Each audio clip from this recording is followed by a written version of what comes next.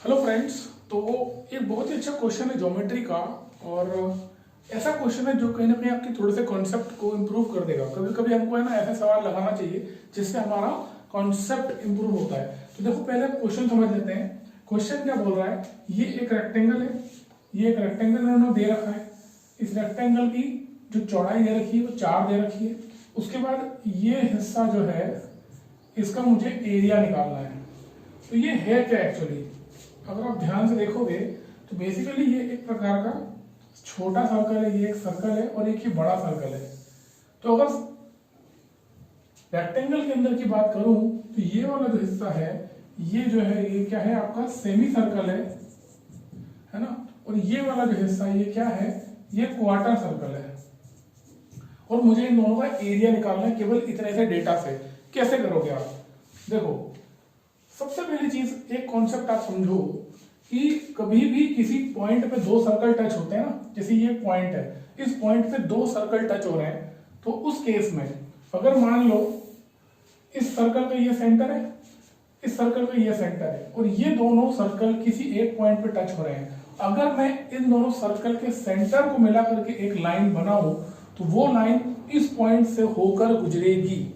ठीक है, अब बात करते हैं इस क्वेश्चन की। मैं इस पॉइंट से मतलब सर्कल के सेंटर से और इसके सेंटर से इन दोनों को जोड़ देता हूं तो जो लाइन बनेगी वो इस पॉइंट से होकर गुजरेगी। ठीक, इसके बाद बात करते हैं, यहां पर ये दिया हुआ है 4, ये दिया हुआ है 4। अब मान लेते हैं ये जो सर्कल है इसका जो रेडियस है वो मान लेते हैं r है। तो इसी सर्कल का डायमीटर कितना हो जाएगा, 2r। मतलब कि यहां से ये जो दूरी है ये कितना हो गया, 2r हो गया। इस सर्कल का रेडियस r है तो यहां से यहां तक की दूरी कितनी होगी, r।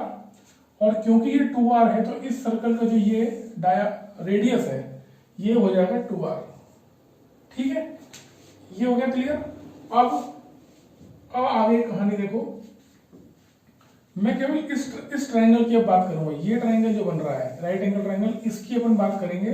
इसको अलग से बना लेते हैं। ये हो गया आपका राइट एंगल ट्रायंगल, ये आपका r और 2r, ये कितना हो गया 3r। ये दिया हुआ है 4 और ये क्या है, ये रेडियस है r। यहाँ पे क्या लगाएंगे, पाइथागोरस लगाएंगे और आप रेडियस निकाल लेना। क्या हो जाएगा, 9r² is equal to r² plus 16। यहाँ से अगर आप r की वैल्यू निकालोगे तो क्या आएगा, √2। r की वैल्यू आ गई √2। और इसके बाद हमें क्या करना है, हमें एरिया निकालना है। ठीक है, तो एरिया मतलब इसका एरिया और इसका एरिया। ये सेमी सर्कल का एरिया क्या होता है, पाई r²/2 प्लस क्वार्टर सर्कल का क्या होता है, पाई, और ये 2r है इसका स्क्वायर/4। ये 2r है ना रेडियस इसका, यहाँ से यहाँ तक 2r है तो पाई r²/4। इसको आप सॉल्व करोगे आंसर आएगा 3 पाई। ठीक है, तो बहुत अच्छा क्वेश्चन था। कहीं ना कहीं एक कॉन्सेप्ट आपका क्लियर होता है जब आप क्वेश्चन सॉल्व करते हो। तो इस प्रकार के क्वेश्चन करते रहा करो। मुझे एक क्वेश्चन देखने में कल आया था तो इसलिए सॉल्व किया।